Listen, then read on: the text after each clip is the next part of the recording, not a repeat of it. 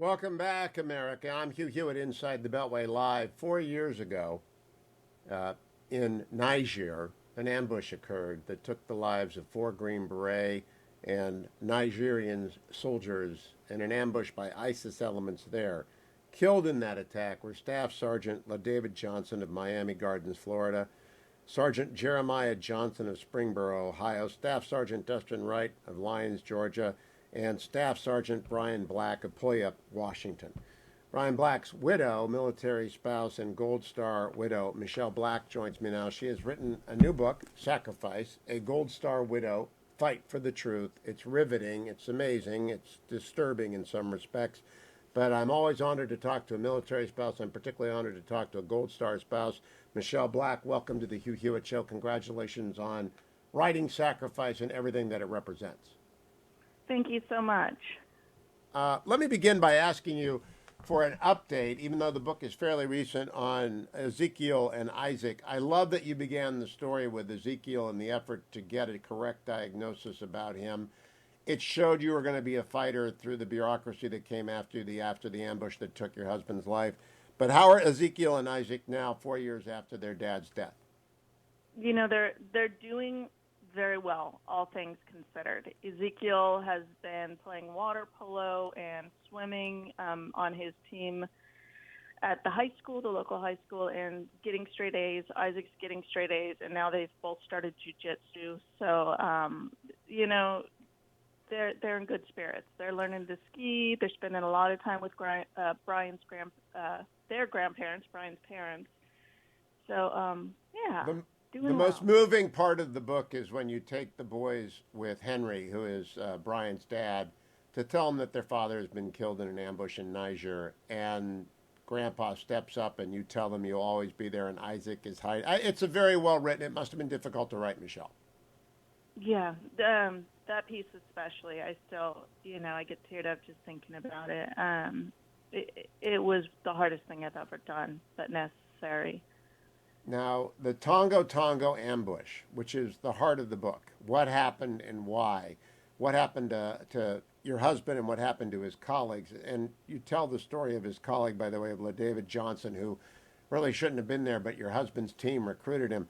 Tell us, the audience, give us an introduction. You can't tell the whole story of Sacrifice, but tell us what happened that day. Then we'll go back and tell them what the Army told you and what happened after that. That day, as they were leaving Tongo Tongo, it's funny because we talk about it being an ambush, but that's not what it started out as. Um, the the attack built up into an ambush, but at the very beginning, it was just a few shots being popped off towards the team as they exited Tongo Tongo. And so as they left, the Americans always have the Nigerians in the lead because they were training them. So the Nigerian trucks were in the lead, and as the shots rang out, the two lead Nigerian trucks panicked and backed into the rest of the convoy and caused a collision and trapped them on the road. So as they were trying to sort the trucks out, Captain Perazini grabbed a couple of the Nigerian partner forces and did a flanking maneuver, hoping to find the few guys that were shooting at them in the woods and take them out. And that way they could move on with their movement back to their base in Wallam. What he found when he got out there was that there were just a horde of enemies pouring into the area.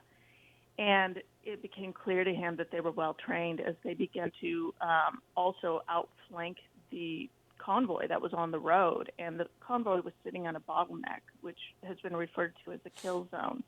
So he realized that they were going to get trapped on the road if they didn't move in a real hurry.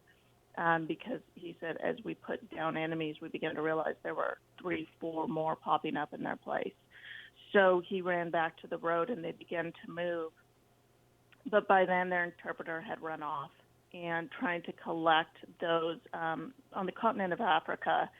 The partner forces come from different villages all across the region, and they all speak different languages. I believe there's up to something like 20 languages in that area. So when their interpreter left, they were really crippled because they couldn't speak to most of the partner forces. So trying to get them into the trucks became a huge issue.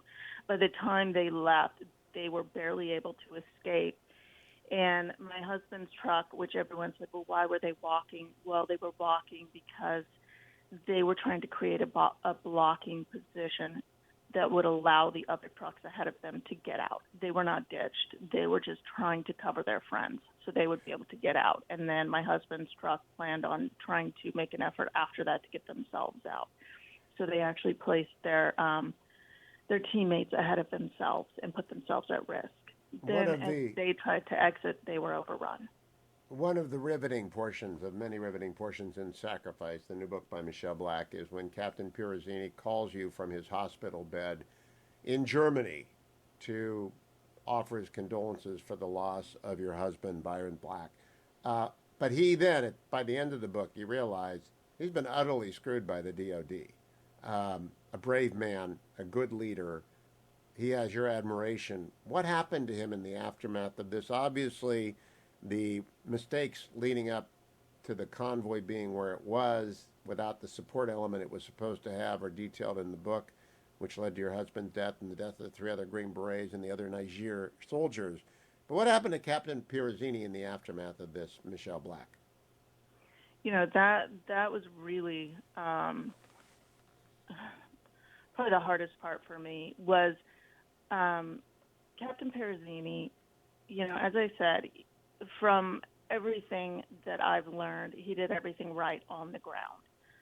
So the DOD, what they did, specifically AFRICOM in their investigation, the mission was a 3-part mission. Initially, the team was supposed to go down just on a routine patrol to the area of Tillawa. And Captain Pirozzini created a con ops for that, just saying, hey, we're going on a Civ Mill reconnaissance mission, going to kind of just check out what's going on in the village down up there, and then we're going to come back. And they did that, and they did that successfully. What happened were these 2 add-on missions, which were pushed down from those higher up the chain of command.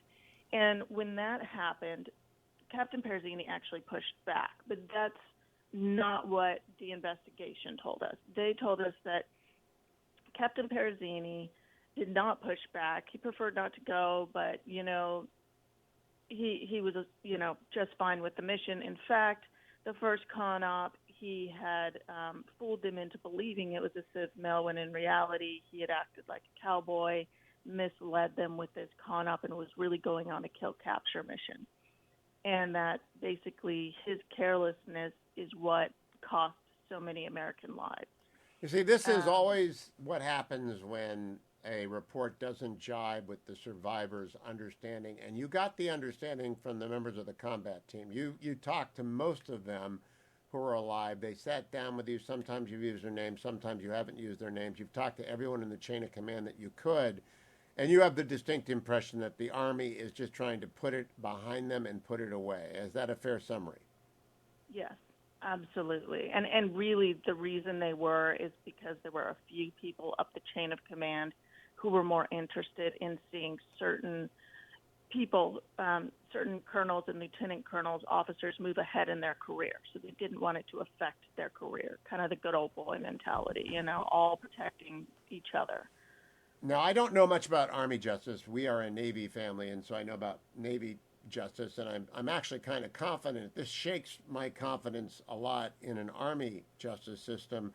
How many other spouses, both Gold Star spouses and just spouses of deployed men and women, especially those in special forces like the Green Berets, have stepped forward to tell you thank you or I agree with you, and boy, this rings a bell?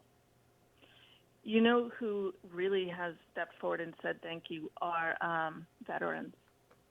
For them, the fact that a Gold Star family member stood up for the surviving team members and refused to let them be punished, I think is something that they don't expect, because we become so wrapped up in our grief a lot of times we don't consider the fallout and how it's affecting those who came back. And these men, they went through this horrible ambush. They were hunted through the forest by terrorists. They watched their friends die. For them, it was more, they had lived with my husband and trained with him for 3 years. They had spent more time with him than I had for 3 years. Their grief, was very, very real, just as much as mine. But they were also suffering the nightmares and the PTSD from it. So for me, to ignore that and worry only about how it affected me, I couldn't do it. Well, I am very impressed that you could work through this. I'm also very glad that you recognize that medals don't always tell the story. If anyone just reads Wikipedia about the Tonga Tonga ambush, they'll see the decorations like the Bronze Star with a V for Valor awarded to your husband, the Silver Stars.